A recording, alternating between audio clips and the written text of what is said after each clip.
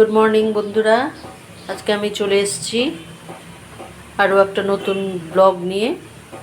তো আজকে আমি বানাচ্ছি সাগু দিয়ে কিছু একটা বানাবো, পরে বলবো কি বানিয়েছি। তোমরা যদি কেউ গেস করো, গেস করে বলতে পারো। এখানে সাবু নিয়েছি, অল্প একটু আলু সেদ্ধ করে নিয়েছি একটু, এখানে আদা কুচি, লঙ্কা কুচি, পেঁয়াজ কুচি করা আছে, এখানে একটু বেসন গোলানো আছে, আর একটা ডিম আছে। সবগুলোকে একসাথে মাখবো, একটু লবণ দেব, তারপরে দেখাচ্ছি পরের স্টেপটা। তো দেখো সব মেখে নিয়েছি। ডিম একটা দিয়েছিলাম মাখার মধ্যে, বলতে ভুলে গেছি, বলেছি কিনা খেয়াল নেই। একটু লঙ্কার গুঁড়ো দিয়েছি, আর একটু দিলাম মিষ্টি, আর দেব একটু গোলমরিচের গুঁড়ো। তো এগুলোকে আমি আবার ভালো করে মেখে নেব।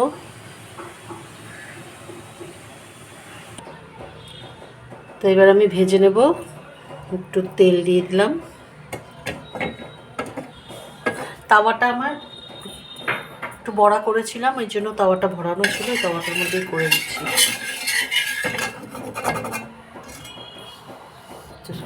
কমিয়ে দিয়েছি।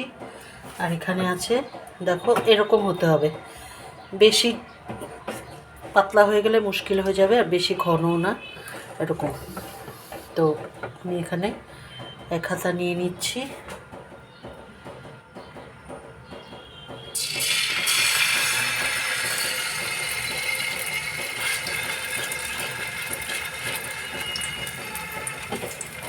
আর এক হাতা দেব।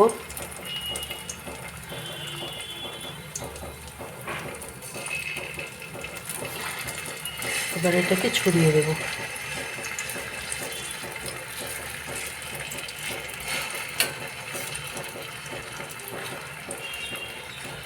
পেটটা ভালো করে ভাজা হলে তারপরে আমি এটাকে উল্টে দেব।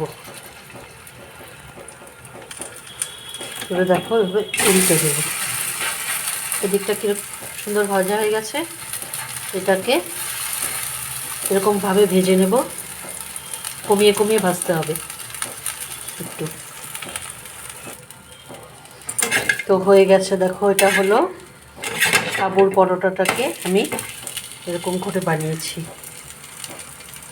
তো এবারে নিয়ে নেই, প্লেটে সাজিয়ে নিলাম। কেউ যদি টমেটো কেচাপ দিয়ে খেতে চায় খেতে পারবে, আমি খাবো একটু টমেটো কেচাপ দিয়ে, আর একটু লেবু আমি উপর দিয়ে ছড়িয়ে দিব, একটু হালকা করে। পেঁচিটা পড়ে গেল, আর একটু বিট নুন হালকা করে। তো চলো, আমার ব্রেকফাস্ট রেডি। কেমন হয়েছে বলো বন্ধুরা কমেন্ট করে। Tata, good day.